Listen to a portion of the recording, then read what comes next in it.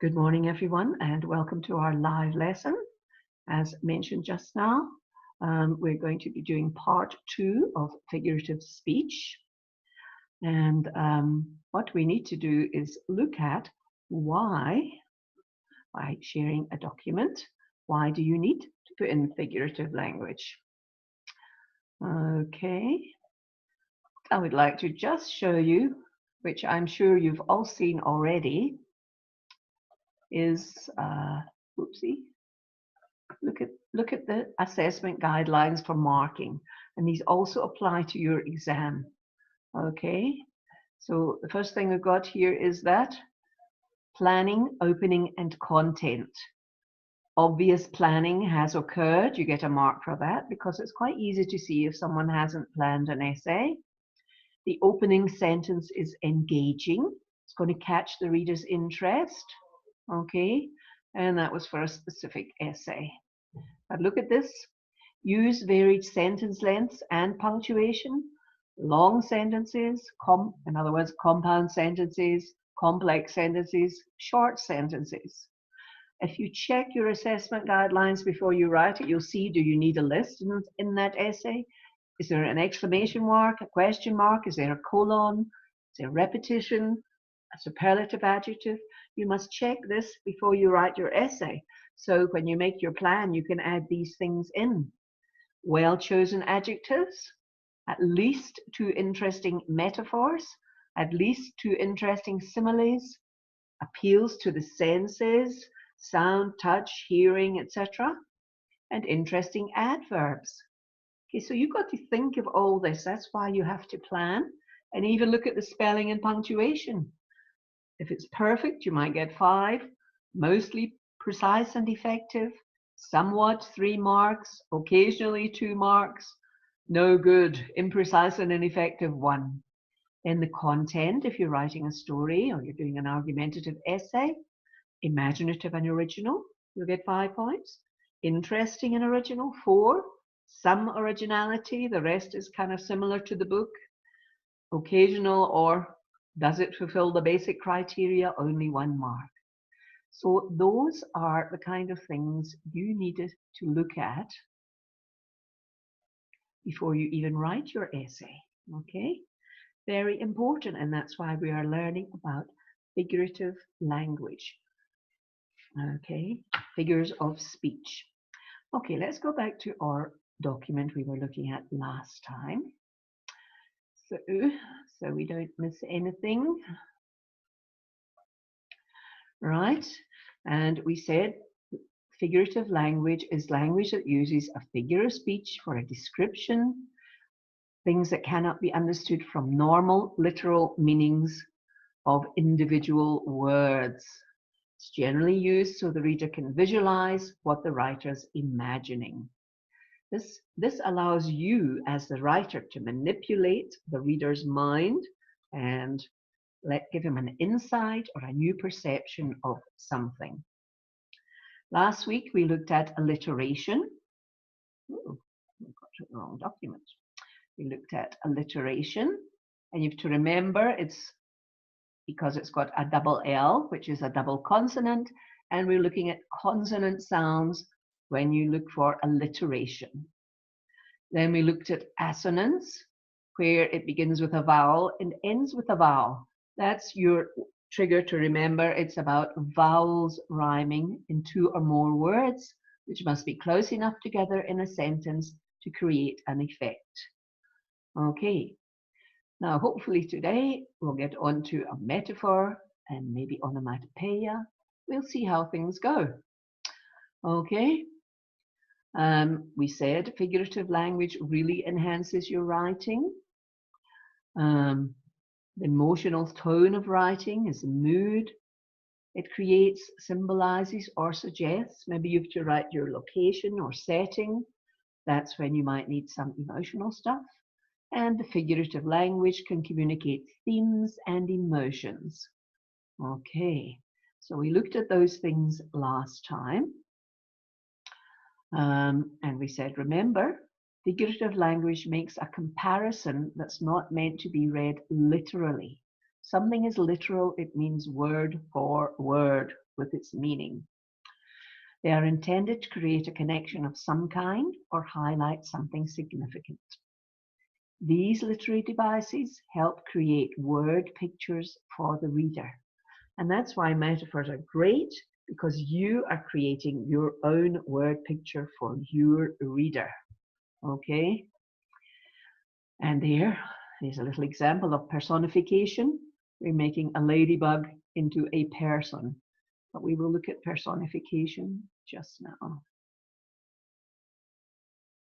All cartoons, I think, involve personification, generally speaking, and generalizing. So we looked at alliteration, which was the repetition of a particular consonant sound at the beginning of words or in the stressed syllables in a verse. Okay, that's all about consonants. Then we looked at assonance. Begins with a vowel and ends with a vowel. So it's about vowels, identical vowel sounds in a phrase. Okay. For example, the sun rose over an open field. Got the O sound. Proud, round, cloud. Got the ow sound. Okay. So lots of people use that. Poets, songwriters, rappers. Right, and we looked at some examples of that. There were some songs. Today we're going to look at metaphors. We'll look at metaphors first. What is a metaphor? A metaphor states that one thing is, in fact, the same or identical to another. So we've usually got the word is in there. Look at this example right here. You are my sunshine. Okay, sunshine, how can a person be sunshine? A person's made of flesh and blood and bones, etc. But no, you are my sunshine. That means sunshine makes you happy, etc. The light of your life. So that person you are talking to is the light of your life. That makes your life worth living. It's great. Okay. So this illustrates a point without saying it all outright. You know, we don't need to go into saying, oh, you're such a wonderful person, you make me feel very happy, blah, blah, blah.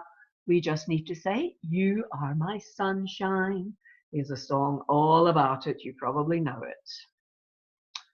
Right, so a metaphor is one of the most powerful tools to improve your writing. You should have at least 2 metaphors in your writing. Even if you only try and get them into the introduction or 1 in each paragraph that you're writing, then you've done your job. You're going to get some marks. Your writing's great. Okay? Because they help us visualize the comparison and they deepen understanding of what a writer actually means. Most of the common sayings that we hear today are metaphors. Like, it's raining cats and dogs. Literally, that cannot happen. And look at here's some other common ones. Don't put all your eggs in one basket. There's no way I'm going to put eggs in a basket. But we know what that means. Don't put all your hopes into one thing. Never look a gift horse in the mouth. I'm not ever going near a horse, thank you very much. But a gift horse was referring to someone who's very nice and kind to you. Okay, so you mustn't be nasty to a person like that, or the karma will come back and bite you in the butt at some point. People who live in glass houses should not throw stones. I wouldn't like to live in a glass house with the sun shining all day. It would be very hot. Okay, so unless you're perfect, don't talk to someone else about anything, okay? And this one, a watched pot never boils. Anyone who's done any cooking will know that is actually a fact, but it can mean other things as well. Okay, right, look at these further examples. My brother's stomach is a bottomless pit. Is his stomach actually that big? No, we just mean he can eat and eat and eat. Anything you give him, he can't stop eating. So it seems like a bottomless pit, but it's a metaphor, so we're saying it is a bottomless pit. Her mind is a sponge that absorbs everything she hears. She's a very smart girl. Everything she hears, she can remember. Okay? My bed is a refrigerator in winter. Not really. I'm not going to sleep in the fridge. It's just absolutely freezing. So we're saying my bed is a refrigerator. That's the metaphor. His vehicle is a gas-guzzling monster. Not really a monster, it's just a vehicle. But if we say it is a gas-guzzling monster, that's the metaphor. What about this one? Eyes are the window of the soul. What is the soul? You need to start thinking about things like that. But if you say eyes are the windows of the soul, you look into someone's eyes and you see something maybe very special there or whatever. Or maybe it's a serial killer you're looking into that and you see something very evil there. So again, it's how it's how you want to guide your reader. Okay, so if we're saying is or are if it's plural, that is a metaphor. Let's look at some examples in music. There might be at least one that you may have heard of. Okay, guys. Ed Sheeran, the song Perfect, he uses an angel metaphor to describe a woman. Of course, because I'm biased, I say all women are angels. But all right, so that's the metaphor he uses. He likens his girlfriend to an angel. Look at Justin Timberlake. Is this from the Trolls movie? Can't stop the feeling. I got that sunshine in my pocket, etc. It's a metaphor used to describe the happiness felt when he sees his girlfriend dancing. Ho ho, poor little Branch. Yes, he sees the girlfriend dancing, can't stop the feeling of sunshine, happiness, etc. And that's what everyone's after, happiness in their lives. Here's one that's not very PC nowadays. You've probably heard of Elvis Presley. He had a song called Hound Dog. You ain't nothing but a hound dog. He compares his girlfriend to a dog who just won't leave him alone. So, you all know what dogs are like, don't you? You may have heard of the Eagles, their very famous song, Hotel California. Okay, welcome to the Hotel California, etc. And this is about the temporary nature of all the glamour, the stars, the celebrities found in Hollywood. But he's saying, no, it's just like going into a little short stay hotel, a little motel for a couple of weeks. You check in and then you check out. Nobody knows how long they're going to be famous. So they have to make the most of it while they can. If you look at, for example, the Kardashians, famous for doing nothing really, and they're still at it. So when everyone's fed up with them, it'll be on to the next best thing. Look at the song Roar by Kate Perry. It's full of metaphors and essentially talks about how you should stand up for yourself, let people hear your voice, and speak your mind as loudly as you can. Okay, you are a lion roaring.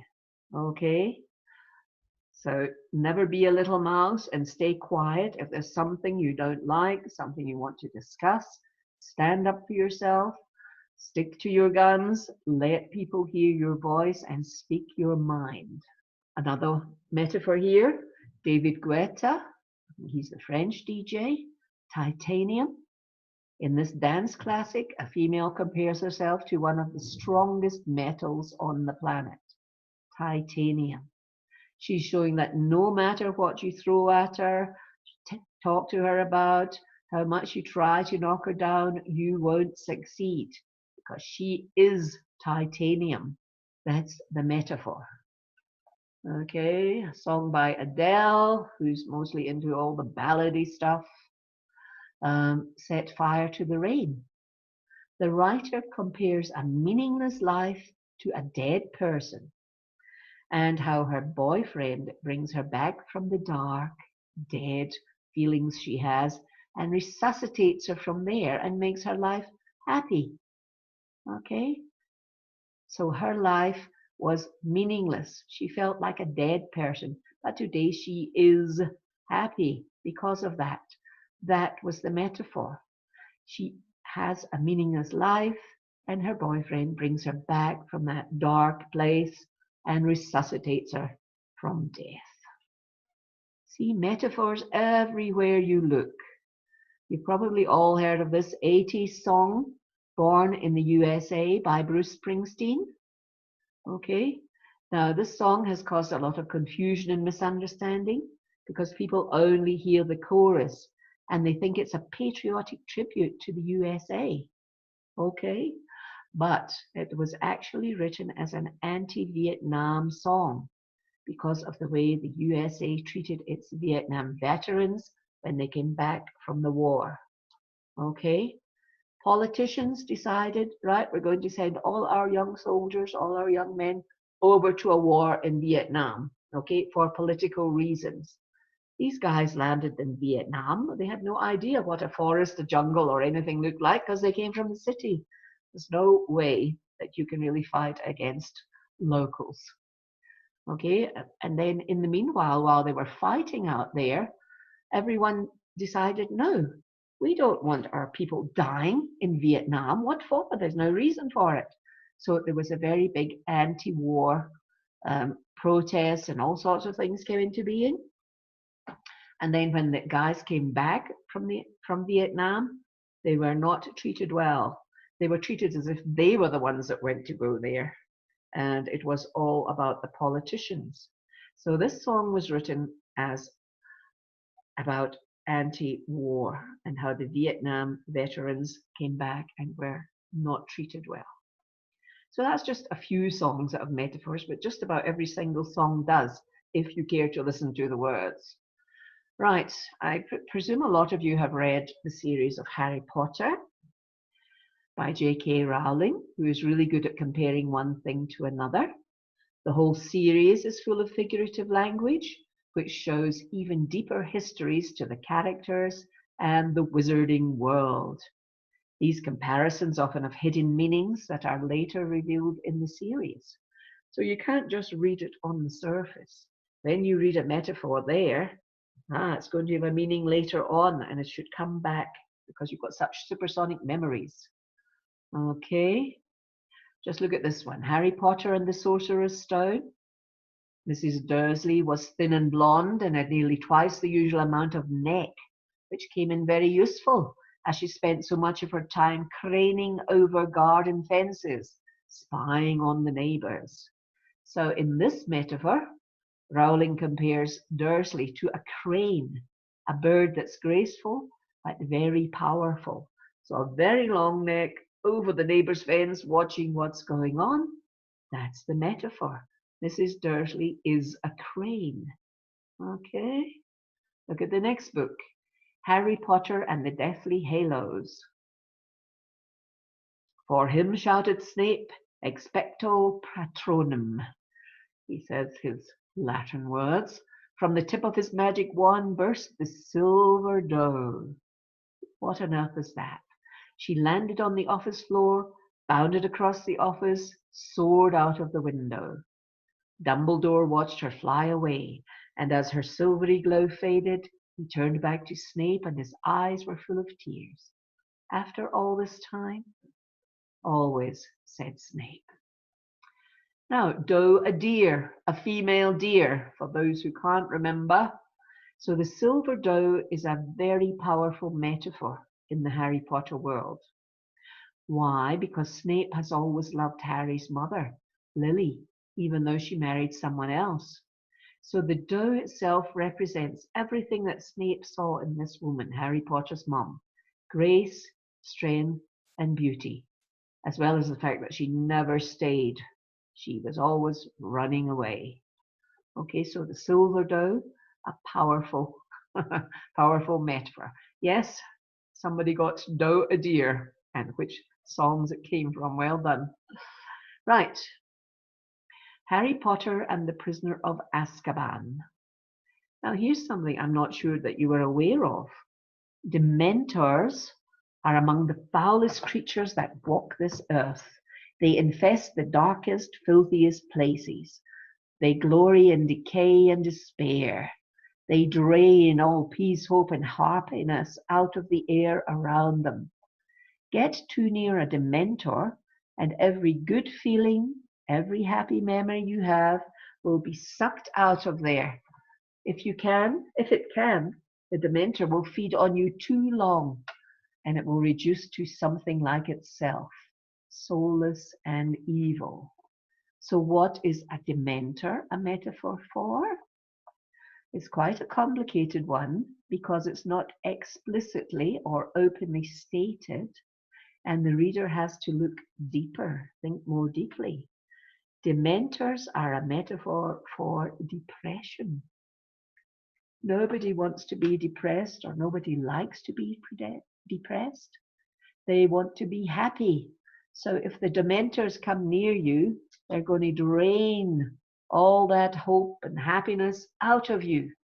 And you become all depressed and miserable, like these guys here. Okay, you don't want that to happen, not at all. So that's your metaphor for that book. Harry Potter and the Half-Blood Prince, another book in the series.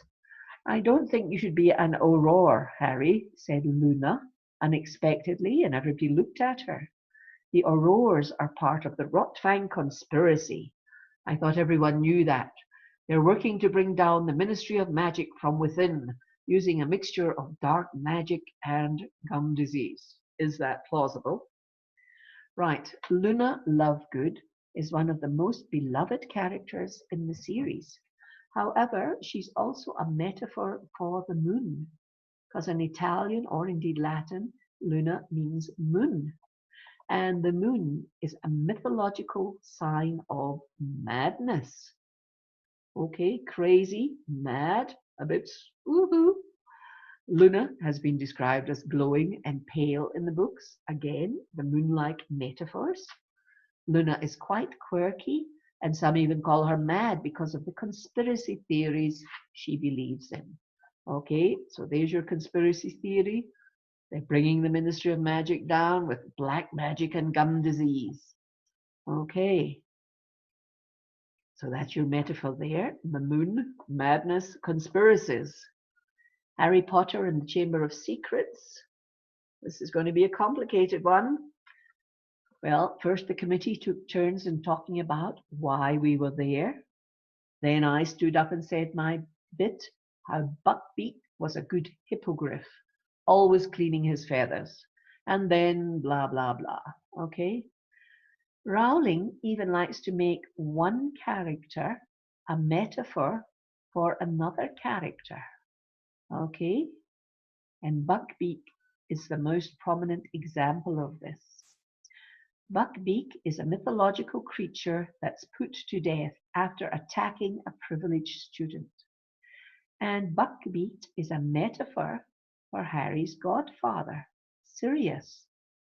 Both were persecuted for crimes they did not commit because they were not able to fight against the government.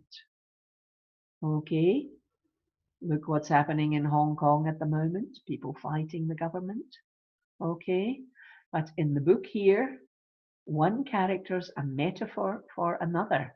Buckbeak is Harry's godfather, Sirius. Okay, so that's a difficult metaphor, but you see how they're sprinkled throughout the books from A to Z. Okay, be aware of metaphors, and that made her a millionaire writer. So get your metaphors into your books. Maybe one day you could be an author and have fabulous books and make a load of money. Right, so that was a quick look at metaphors. I think everyone's got the idea, hopefully. Okay, metaphors, when one thing is the same as or identical to another. Okay, all the examples in songs, in writing, in books, they're everywhere. Okay, we've just got time to quickly do onomatopoeia, a terrible word. Horrible to try and spell. Onomatopoeia. If you're asked to identify onomatopoeia, it's a word that imitates or suggests the sound of something. It's a noise, in other words. Writers use onomatopoeia as a way to bring energy and a sense of sound into writing. Here's some examples. Splash, boom, buzz, woof, pop, meow, etc. Okay, that's all it is. A huge big word for a sound. Look at these sentences. Here's some examples. I heard the eggs crackle. I heard the eggs sizzle in the pan. I heard the eggs splat in the pan. Okay, if you have to add on onomatopoeia to a sentence or identify it, there you go. There's the sound. Here's a little kitty cat. Cleo gets scared when she hears the thunder go boom.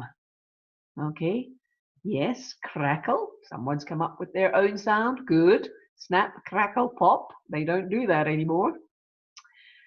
I love to lie in bed and listen to the pitter-patter, splish-splash of rain on the window.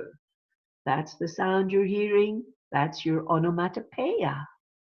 When I was enjoying my delicious ice cream cone, I licked it too hard and it went splat onto the pavement.